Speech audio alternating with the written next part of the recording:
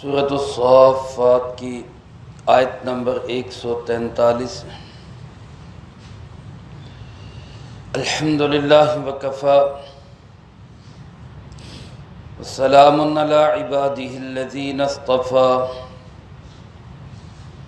خصوصا علی سید الرسل وخاتم الانبیاء وعلى آلہ واصحابہ الاتقیاء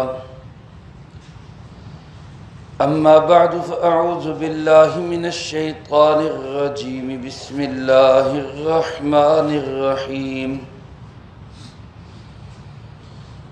فلولا انه كان من المسبحین للبث في بطنه الى يوم يبعثون فنبذناه بالعراء وهو سقيم وأنبتنا عليه شجرة من يقطين وأرسلناه إلى 100,000 أو يزيدون فآمنوا فمتعناهم إلى حين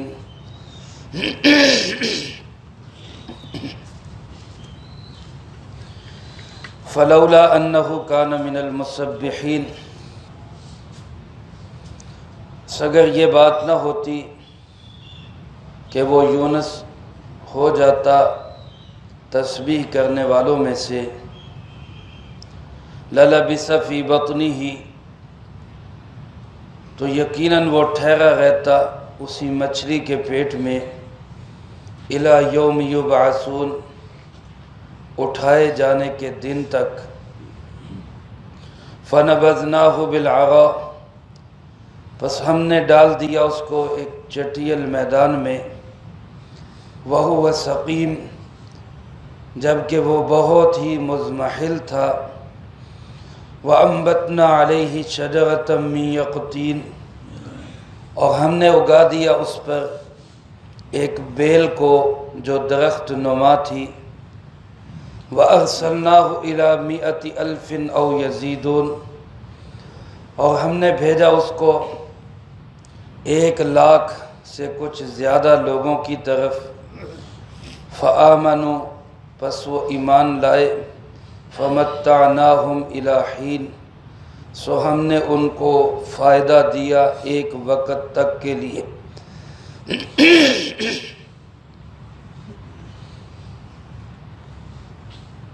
اس سے پہلی آیات مبارکہ میں اللہ رب العالمین نے انبیاء سابقین کے واقعات کے ضمن میں حضرت یونس علیہ السلام کا تذکرہ کیا۔ گزشتہ درس میں عرض کر چکا ہوں، ایک اجتہادی لغزش کی وجہ سے حضرت یونس علیہ السلام پر آزمائش آئی اور ان کو مچھلی کے پیٹ میں جانا پڑا۔ حضرت یونس علیہ السلام جب کشتی میں سوار ہوئے اور کشتی رک گئی اور لوگوں نے کہا کہ جناب کوئی ایسا شخص ہے جو اپنے آقا سے ناراض ہو کے بھاگا ہے، اس سے اس کا آقا ناراض ہے، وہ اس سے اترے گا، وہ اپنے آپ کو دریا کے حوالے کرے گا تو یہ کشتی آگے چلے گی، ورنہ سب ڈوبیں گے۔ حضرت یونس علیہ السلام بتائیں کہ بھائی وہ میں ہی ہوں، لیکن لوگ ماننے کے لیے تیار نہ ہو۔ قرآن اندازی کی گئی تو بار بار حضرت یونس علیہ السلام کا نام نکلا۔ بالآخر حضرت یونس علیہ السلام نے خود کو ہی دریا میں ڈال دیا۔ حضرت یونس علیہ السلام دیکھ رہے ہیں کہ جیسے ہی انہوں نے دریا میں چھلانگ لگانے کی تیاری کی ہے، سامنے ایک بہت بڑی مچھلی کھڑی ہے جس کا منہ بھی کھلا ہوا ہے۔ حضرت یونس علیہ السلام چھلانگ لگاتے جاتے ہیں اور وہ مچھلی یونس علیہ السلام کو ثابت ہی، زندہ ہی پورا اپنے اندر نگل لیتی۔ اللہ پاک نے اس کو فرمایا فَالْتَقَمَهُ الْحُوتُ وَهُوَ مُلِيمٌ، مچھلی نے ان کو نگل لیا اور وہ خود کو ملامت کر رہے تھے کہ میں نے یہ اجتہادی لغزش بھی کیوں کی، اپنے آپ کو ملامت کر رہے تھے۔ مچھلی کے پیٹ میں چلے گئے اور وہاں پہ اللہ پاک نے حضرت یونس علیہ السلام کو اس طرح رکھا کہ جس طرح کوئی بچہ ماں کے پیٹ میں رہتا ہے۔ حدیث پاک میں تفسیری روایات میں مفسرین کرام رحمہم اللہ نے اس کو نقل کیا ہے۔ حضرت مولانا محمد ادریس کاندھلوی رحمہ اللہ نے معارف القرآن میں اس کو نقل کیا ہے کہ اللہ پاک نے مچھلی کی طرف وحی بھیجی کہ یہ تیری خوراک نہیں ہے، اس کو ختم نہیں کرنا، اس کے ساتھ کوئی ایسا معاملہ نہیں کرنا کہ یہ ہضم ہو جائے، یہ کوئی ایسا ترنے والا نہیں، یہ میری امانت ہے، یہ تیرے جسم میں جب تک میں چاہوں گا رہے گا، پھر مجھے واپس لوٹانا ہوگا۔ حضرت یونس علیہ السلام مچھلی کے پیٹ میں چلے گئے، اور دوسری بات روایات میں ہے کہ میں نے تیرے پیٹ کو اس کے لیے بحفاظت گھر اور مسجد بنا دیا، تیرا پیٹ اس کے لیے بحفاظت اور محفوظ گھر بھی ہے اور اس کی مسجد بھی ہے۔ چنانچہ مفسرین کرام رحمہ اللہ نے لکھا ہے جب حضرت یونس علیہ السلام مچھلی کے پیٹ میں گئے، اور جیسے انسان کسی نئی جگہ پہ جائے تو تھوڑی دیر کے بعد پھر ذہنی طور پہ اپنے آپ کو ماحول سے ایڈجسٹ کر لیتا ہے، تو یونس علیہ السلام نے بھی جب محسوس کیا کہ اب میں آ گیا، اب یہی میرا رہنا ہے، یہی میرا ٹھکانہ ہے، تو مچھلی کے پیٹ میں ہی اٹھ کے نماز شروع کر دی، نماز پڑھنے لگا۔ گویا اللہ رب العالمین نے اس کو واقعی اس کے لیے مسجد بنا دی۔ علامہ آلوسی رحمۃ اللہ علیہ نے روح المعانی کے اندر لکھا ہے کہ میں نے خود ایسی بڑی بڑی مچھلیاں دیکھی ہیں جن کے پیٹ کے اندر پورا بندہ کھڑا ہو سکتا ہے، لہذا یہ کوئی عجیب بات نہیں کہ اس میں وہ کیسے نماز پڑھتے ہوں۔ جب حضرات صحابہ اکرام رضی اللہ تعالیٰ مجمعین ایک سفر میں گئے جس کو غزوہ ذات العسرہ کہا جاتا ہے اور غزوۃ العنبر بھی کہا جاتا ہے، اس میں ابتداً بڑی مشکل پیش آئی، کھانا پینا سب ختم ہو گیا، راشن توشہ جو ساتھ تھا ختم ہو گیا، کھجوریں ختم ہو گئی، یہاں تک کہ پھر ان کی گٹلیوں کو چوس کر صحابہ میدان جہاد میں تھے۔ اللہ ان مقدس ہستیوں کی قبور پہ کروڑوں رحمت نازل فرمائے، جو زبانی دعوے کر کے نہیں کر کے دکھا گئے، عملاً کر کے دکھا گئے، پتے چبائے۔ اور جب پھر یہ مشکل پیش آئی اور ان حالات کے اندر آزمائش آئی، جب بندہ آزمائشوں میں امتحانات میں ثابت قدم رہتا ہے تو پھر اللہ کی مدد و نصرت بھی آتی۔ پھر اللہ کی مدد و نصرت آئی، سمندر سے ایک بہت بڑی مچھلی وہ اللہ نے ان صحابہ کرام رضی اللہ تعالیٰ مجمعین کو عطا کی، جس مچھلی کو عنبر کہا جاتا ہے، اور اسی کی مناسبت سے اس غزوہ کا نام بھی غزوۃ العنبر ہے۔ اور صحابہ فرماتے ہیں کہ ہم سینکڑوں کا لشکر تھا جو اس مچھلی سے 14 دن تک وہ اس کا گوشت کھاتا رہا، اور پھر ہم لشکر لے کر واپس آئے تو ابھی ہمارے پاس اس کا گوشت موجود تھا۔ ہم نے جب جناب محمد کریم صلی اللہ علیہ وسلم کو بتلایا تو آپ نے فرمایا بھئی اس برکت والے گوشت میں سے مجھے بھی نصیب کرو، مجھے بھی کچھ عطا کرو، مفہوم عرض کرو، اللہ کمی بیشی معاف فرمائے۔ اور صحابہ فرماتے ہیں کہ ہم نے اس کا ایک بڑا کانٹا جو ہے، وہ جو درمیان میں ایک بڑا کانٹا ہوتا ہے گول، اس کو ہم نے ایسے کھڑا کیا، اور اس کو کھڑا کر کے اس کے نیچے سے ایک لمبے قد کے صحابی کو لمبے اونٹ پہ بٹھا کے ہم نے اس کے نیچے سے گزارا تو اس کا سر اوپر نہیں لگا۔ جب اتنا طویل اس کا ایک کانٹا ہے تو اس کے اندر بندے کا کھڑا ہونا کون سا مشکل بات ہے۔ تو حضرت یونس علیہ السلام مچھلی کے پیٹ میں اللہ کو یاد کرتے رہے، اور اللہ پاک نے فرمایا فَلَوْلَا أَنَّهُ كَانَ مِنَ الْمُسَبِّحِينَ، اگر یہ بات نہ ہوتی کہ یونس وہاں پہ ہماری تسبیح کرتا، یعنی اگر وہ ہمیں یاد نہ کرتا، ہماری تسبیح نہ کرتا، ہماری پاکی بیان نہ کرتا اور اپنے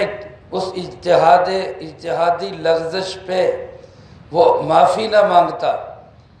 تو پھر کیا ہوتا؟ اللہ پاک فرماتے ہیں کہ قیامت کے دن تک وہ مچھلی کے پیٹ میں ہی رہتا، پھر یہیں پہ اس کی قبر بنتی، اسی مچھلی کے پیٹ میں ہی وہ رہتا اور دوبارہ قیامت کے دن یہیں سے اٹھایا جاتا۔ حضرت یونس علیہ السلام نے کن الفاظ میں تسبیح کی؟ قرآن کریم نے سورۃ الانبیاء کے اندر 70ویں پارے میں اس کو نقل کیا ہے۔ وَظَنُّونِ إِذْ ذَهَبَ مُغَاضِبًا فَظَنَّ أَن لَّن نَّقْدِرَ عَلَيْهِ فَنَادَىٰ فِي الظُّلُمَاتِ أَن لَّا إِلَٰهَ إِلَّا أَنتَ سُبْحَانَكَ إِنِّي كُنتُ مِنَ الظَّالِمِينَ، جس کو ہمارے یہاں آیت کریمہ کہا جاتا ہے، لا الہ الا انت سبحانک انی کنت من الظالمین۔ یہ تسبیح تھی حضرت یونس علیہ السلام۔ اس کا ترجمہ یہ ہے کہ اے اللہ، کوئی معبود نہیں، تو ہی ہے، کرنے والا تو ہی ہے، تجھ سے ہی سب کچھ ہوتا ہے، تیرے حکم کے بغیر کسی سے کچھ نہیں ہوتا۔ سبحانک، اے اللہ تو ہر عیب، نقص اور کمی اور کجی سے پاک ہے۔ انی کنت من الظالمین، پکی بات ہے کہ ظلم کرنے والا میں ہی ہوں، ظلم کرنے والا میں ہی ہوں۔ ظلم کا مطلب یہاں بہت بڑا گناہ نہیں، لیکن میرے محترم دوستو، جن کو فکر ہوتی ہے، جن کو اللہ کی ناراضگی کا ڈر ہوتا ہے، جن کو آخرت کی پرواہ ہوتی ہے، ان کو چھوٹی سی چھوٹی غلطی بھی بڑی لگتی ہے۔ جیسے کہ حدیث پاک میں آتا ہے، جس کا مفہوم ہے کہ مومن آدمی سے جب گناہ ہو جاتا ہے، غلطی تو انسان ہے، ہو ہی جاتی ہے، فرمایا مومن سے جب گناہ ہو جاتا ہے تو اس کو یوں محسوس ہوتا ہے کہ جیسے میں ایک پہاڑ کے نیچے کھڑا ہوں اور وہ پہاڑ میرے اوپر گرنے لگا ہے۔ اگر میں توبہ نہیں کرتا تو پہاڑ میرے اوپر گر جائے گا، اور اس کو چین نہیں آتا جب تک وہ توبہ نہیں کر لیتا۔ اور فرمایا جو منافق آدمی ہے، اس سے جب گناہ ہو جاتا ہے، اس سے جب غلطی ہو جاتی ہے تو وہ یوں سمجھتا ہے کہ جیسے کان پہ مکھی بیٹھی تھی اس کو اڑا دیا، وہ اس کی کوئی پرواہ نہیں کرتا، اس کو کوئی بڑی چیز نہیں سمجھتا۔ اس لیے میرے محترم دوستو، غلطی ہو جائے، گناہ ہو جائے، حکم عدولی ہو جائے، نافرمانی ہو جائے، اللہ کی ہو جائے، اللہ سے فوراً معافی مانگ لے۔ کسی بندے سے ہو جائے تو بندے سے بھی فوراً معافی مانگ۔ کسی انسان کے ساتھ کوئی ایسی ہم غلط حرکت کر بیٹھے تو اس سے بھی ہمیں فوراً معافی مانگ لینی چاہیے۔ آپ صلی اللہ علیہ وسلم کی حدیث مبارک کا مفہوم ہے کہ معافی مانگنے والا کبھی ذلیل نہیں ہوتا۔ جو معافی ہم سمجھتے ہیں نا، یار میں دیکھو معافی مانگا، میں معافی مانگوں، میں نیما ہوں۔ اللہ کے محبوب صلی اللہ علیہ وسلم نے فرمایا، جو معافی مانگے گا، معذرت کرے گا، سوری کر لے گا،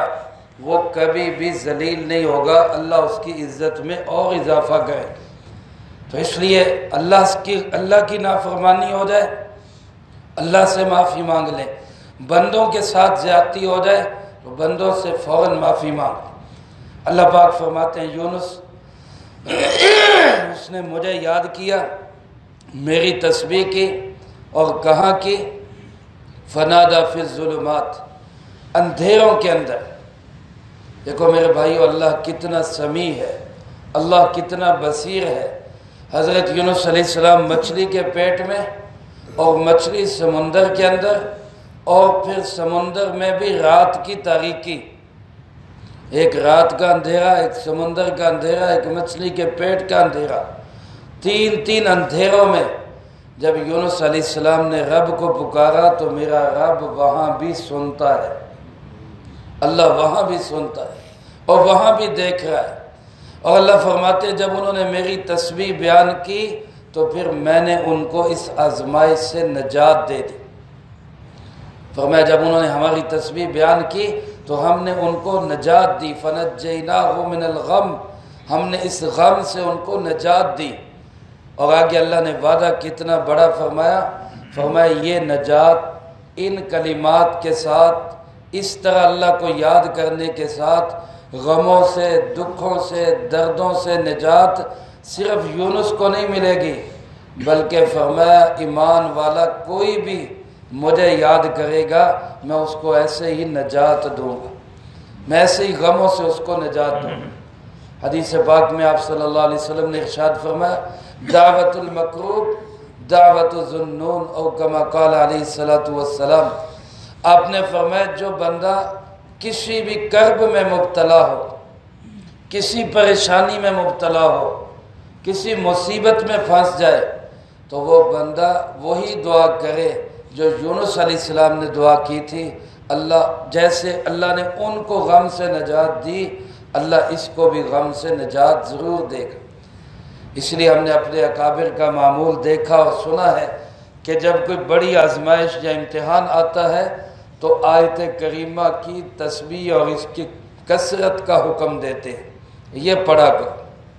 اور اس کے پڑھنے میں مختلف طریقے ہیں، اکٹھے ہو کے 1.25 لاکھ دفعہ پڑھنا یہ بھی ایک طریقہ ہے، ایک آدمی 313 یا 111 دفعہ پڑھے یہ بھی ایک طریقہ ہے، یا جتنا کثرت کے ساتھ پڑھا جائے، کھلا پڑھتے رہے، جتنا زیادہ پڑھتے رہے، اللہ ان کلمات کی برکت سے ہر غم، پریشانی، مصیبت، دکھ اور تکلیف سے اللہ نجات عطا فرما دیتے۔ اللہ پاک فرماتے اگر وہ ہماری تسبیح بیان نہ کرتا تو لَلَبِثَ فِي بَطْنِهِ، تو اس کے پیٹ کے اندر ہی رہتا اِلَى يَوْمِ يُبْعَثُونَ، اٹھائے جانے کے دن تک۔ بعض لوگ اس سے یہ مغالطہ کھا گئے، انہوں نے کہا اگر یونس علیہ السلام تسبیح نہ کرتے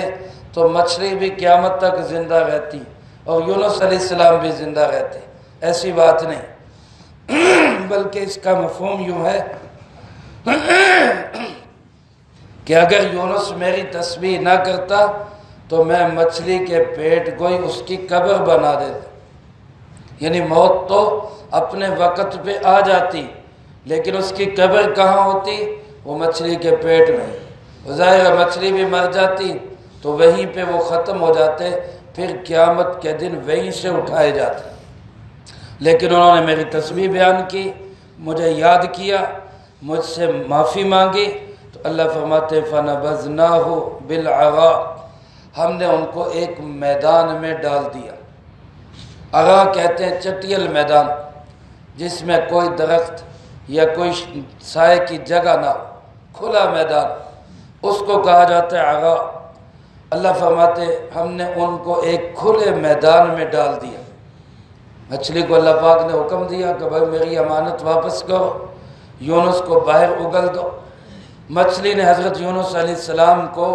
باہر اس کھلے میدان کے اندر اگل دیا، باہر ڈال دیا۔ مچھلی کے پیٹ میں اب کتنے دن رہے اس کے متعلق روایات مختلف ہیں، 3 دن کی روایت بھی ہے، 7 دن کی روایت بھی ہے اور 40 دن کی روایت بھی ہے۔ 3 دن رہے یا 7 دن رہے یا 40 دن رہے، بہرحال اللہ بہتر جانتا ہے، جتنے بھی دن آپ رہے اب ان کو ایک میدان میں ڈال دیا گیا، وَهُوَ سَقِيمٌ، اور حالت یہ تھی کہ اللہ فرماتے ہیں کہ وہ مزمحل تھا، انتہائی کمزور اور ناتواں تھا۔ علماء نے لکھا ہے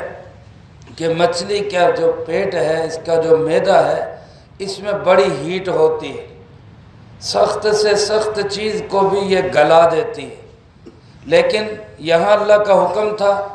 کہ میرے یونس کا بال بھی بیکھا نہیں ہونا چاہیے، تو یونس علیہ السلام کو ویسے تو کچھ نہیں ہوا، لیکن مچھلی کے پیٹ کی وجہ سے آپ کا جسم، آپ کی کھال وہ بالکل ایسے ہو گئی جیسے کسی بچے کی ہوتی، کمزور سی، یا جیسے مرغی کا چوزا جس کے پر اتر جائے وہ جیسے بالکل کمزور سی کھال نکل آتی ہے، ایسے بالکل کمزور سی کھال ہو۔ اب اس کمزور کھال کو ہاتھ بھی لگتا تھا، بلکہ اس پہ مکھی بھی بیٹھتی تھی، تو یونس علیہ السلام کو تکلیف ہوتی تھی، یونس علیہ السلام کو اس سے اذیت محسوس ہوتی، تو اللہ پاک نے اسی کو سقیم کے لفظ سے ذکر کیا کہ وہ بالکل مزمحل اور کمزور تھا۔ بیمار سا تھا، لاغر سا تھا، تو پھر ہم نے کیا کیا؟ اللہ پاک فرماتے وَأَنبَتْنَا عَلَيْهِ شَجَرَةً مِّن يَقْطِينٍ، ہم نے اس کے اوپر ایک بیل درخت، ایک درخت نما بیل اگا دی۔ اصل میں وہ بیل تھی، یقطین عربی زبان میں بیل کو کہتے ہیں۔ اور بیل آپ حضرات جانتے ہیں کہ وہ درخت تو ہوتی نہیں، نہ اس کا کوئی سایہ ہوتا ہے، وہ تو یا زمین پہ پھیلتی ہے یا کسی چیز کے سہارے پہ، کسی دیوار یا درخت کے سہارے پہ اوپر چڑھتی۔ لیکن یہاں اللہ نے اس کو شجرہ فرمایا۔ علماء فرماتے ہیں یا تو یہ معجزہ تھا کہ اس بیل کا اللہ نے تنا بنا دیا، وہ تنے کی طرح، درخت کی طرح وہ بیل اوپر کھڑی تھی، یا پھر وہاں کوئی خشک درخت ہوگا جس کے اوپر اللہ نے اس بیل کو چڑھا دیا، جس کی وجہ سے اس کا سایہ بن گیا۔ اب اس کے سائے میں حضرت یونس علیہ السلام دھوپ کی تکلیف سے بچ گئے۔ اور مفسرین کرام رحمہم اللہ نے لکھا ہے کہ یہ بیل بھی کدو کی تھی، اور کدو کی بیل کی خاصیت یہ ہے کہ اس کے پتوں کے اوپر مکھی نہیں بیٹھتی۔ کدو کی بیل جہاں پہ وہ مکھی اس سے دور رہتی، اس لیے اللہ پاک نے یہ بیل لگائی کہ کوئی کیڑا مکوڑا، کوئی مکھی، کوئی مچھر یونس علیہ السلام کو اذیت اور تکلیف نہ پہنچائے۔ میرے محترم دوستو، جب اللہ کو انسان یاد کرتا ہے تو اللہ غلطیوں کو معاف بھی کر دیتا ہے، تو پھر اکرام بھی اپنی شایان شان کرتا ہے۔ اللہ نے پھر کیسی عزت دی اور کیسا اکرام کیا کہ غیب سے حفاظت کے انتظامات ہو رہے۔ اب خوراک کی بھی ضرورت ہے، تو علماء نے لکھا ہے کہ اللہ پاک نے ایک ہرنی کی ڈیوٹی لگا دی، یا بعض مفسرین کرام نے پہاڑی بکری لکھا ہے، اس کی ڈیوٹی لگا دی کہ تو نے 2 ٹائم آ کے یونس علیہ السلام کو دودھ پلا۔ وہ بکری، وہ ہرنی، وہ خود آتی اور آ کے حضرت یونس علیہ السلام کو دودھ پلا کے جاتی۔ چند دن اسی کیفیت میں رہے۔ اب جب باہر کے ماحول سے جسم بھی سیٹ ہو گیا، خوراک بھی مل گئی، جسم میں توانائی آ گئی، مضبوط ہو گئے، اللہ فرماتے وَأَرْسَلْنَاهُ، ہم نے پھر ان کو کام پہ لگا دی۔ ہمارا تو کام ہی دعوت ہے، اللہ کے نبیوں کا کام ہے، یا ہمارے مہمان ہمارے پاس آئے، یہی فکر لے کے آئے، یہی ایک کڑن لے کے آئے، یعنی کہ یہ گھروں سے فارغ ہے تو اٹھ کے ہمارے پاس آ گئے، یا ان کے گھروں میں کوئی سہولیات نہیں ہے تو یہاں ہمارے پاس آ گئے۔ ہمارے پاس تو بعض اوقات سفر ہے، گھر کی سہولیات تو انسان کو کہیں ملتی نہیں، اپنے گھر میں انسان کو سکون ملتا ہے، لیکن اللہ کے راستے کی تکلیفیں، مشقتیں، پریشانیاں، اور یہ معمولی ہیں جو اللہ کے نبیوں نے اور صحابہ کرام نے برداشت کی، وہ تو بہت بڑی بڑی ہیں۔ یہ تو معمولی سی آزمائشیں اور تکلیفیں، یہ ہمارے پاس آئے اسی فکر درد کڑن کو لے کے ہم بھی اللہ کے راستے میں نکلے۔ یہ ہم سب کی ذمہ داری ہے، دوسروں تک، اگلی نسلوں تک دین کو پہنچانا یہ سارے نبیوں کا کام، یہی ہمارا کام ہے۔ چونکہ امام الانبیاء، خاتم الانبیاء جناب محمد کریم صلی اللہ علیہ وآلہ وسلم اللہ کے آخری نبی، اللہ کے کیا ہے؟ سارے بولو مل کے، کیا ہے؟ آخری نبی۔ آپ کے بعد کسی قسم کا کوئی نبی نہیں ہے، اسی لیے ختم نبوت کے صدقے یہ کام ہماری ذمہ داری ہے، ہم لوگوں کو دین کی دعوت دیں، خود بھی دین پہ چلے۔ اسی فکر میں یہ حضرات آئے، اللہ کے نبی کو تندرستی ہوئی، اللہ فرماتے ہیں ارسلناہ، ہم نے کہا لگ جاؤ پھر کام پہ، بس ٹھیک ہے، آرام ہو گیا، آزمائش مکمل ہو گئی، توانائی حاصل ہو گئی، پھر شروع ہو جاؤ۔ اللہ فرماتے ہیں ہم نے پھر ان کو بھیج دیا، کن لوگوں کی طرف؟ علماء فرماتے ہیں یا تو اسی شہر میں واپس بھیجا گیا جس شہر سے آپ نکلے تھے، اور لوگ توبہ کر کے بچ گئے تھے۔ کل میں عرض کر چکا ہوں، جیسے حضرت یونس علیہ السلام اس شہر سے نکلے، لوگوں کو فکر ہوئی کہ بھائی یونس علیہ السلام چلے گئے، اور اللہ کے نبی جب چلے جاتے ہیں تو عذاب آ جاتا ہے، اس لیے انہوں نے ایسی توبہ کی اللہ پاک نے قرآن کریم میں ذکر کیا فلولا کانت قریۃ آمنت فنفعها ایمانها الا قوم یونس، کسی قوم پہ جب عذاب کے آثار شروع ہو جاتے ہیں پھر وہ ایمان لائے، وہ توبہ کرے، وہ گڑ گڑائے، وہ روئے، وہ چلائے، کوئی فائدہ نہیں ہوتا۔ کسی قوم کو فائدہ نہیں ہوا سوائے حضرت یونس علیہ السلام کی قوم۔ انہوں نے ایسی توبہ کی، ایسی اللہ کے سامنے گریہ زاری کی، اللہ نے ان کی توبہ قبول کر کے ان کو معاف کر دی۔ اس لیے یونس علیہ السلام وہاں سے نکل گئے تھے کہ یہ تو بچ گئے، اب مجھے کہیں گے کہ اس نے جھوٹ بولا تھا۔ لیکن چونکہ وہ ساری آزمائش تھی، اللہ کے حکم کے بغیر چلے تھے، اجتہادی لغزش تھی، اس آزمائش میں بھی وہ کامیاب رہے۔ اللہ نے ان کی عزت کی، ان کا اعزاز کیا، ان کا اکرام کیا اور دوبارہ انہی لوگوں کی طرف بھیجا۔ ان کی تعداد اللہ نے یہاں یہ بتائی الی 100,000، وہ 1,00,000 لوگ تھے، او یزیدون، یا اس سے بھی کچھ زیادہ تھے، یا اس سے بھی کچھ زیادہ تھے۔ اللہ پاک تو پوری تعداد جانتے ہیں ایک ایک فرد کی، تو اللہ نے یہ او کیوں کہا، شک کا لفظ کیوں کہا؟ یہ شاید زیادہ تھے، اللہ تو پرفیکٹ تعداد بتا دیتے۔ تو مفسرین کرام نے اس کے مختلف جواب لکھے ہیں، لیکن میرے نزدیک سب سے بہترین جواب یہی ہے کہ اللہ پاک نے یہ تعداد اس لیے اس میں رکھی، او کا لفظ اس لیے رکھا کہ تعداد میں پڑھنے کی ضرورت نہیں ہے، ان کاموں میں الجھنے کی ضرورت نہیں کہ وہ کتنے تھے، آبادی کتنی ہو گئی، مردم شماری کرو لوگ کتنے ہو گئے، اس میں پڑھنے کی کوئی ضرورت نہیں۔ اس طرف فکر کرو کہ لوگوں کا عقیدہ کیا ہو گیا، لوگوں کا ایمان کیا ہو گیا، اعمال کیا ہو گئے، اس فکر میں لگو۔ اللہ کے نبی نے محنت کیا کی، آ کے پیغام کیا دیا،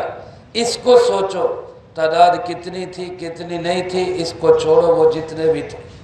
تو اس لیے فرمایا کہ وہ 1,00,000 تھے یا اس سے بھی زیادہ تھے، اللہ نے پھر بھیجا کہ جاؤ جا کے انہی کو جا کے، وہ ایمان لا چکے ہیں، ان کو جا کے ان کو دوبارہ تبلیغ کرو، ان کو دوبارہ راہ راست پہ لاؤ، ان کی تربیت کرو۔ چنانچہ پہلے وہ اجمالی ایمان لائے تھے، فآمنوا، اللہ فرماتے یونس علیہ السلام ان کے پاس آئے تو وہ دوبارہ تفصیلی ایمان لائے، پھر ایک ایک چیز کو مانا،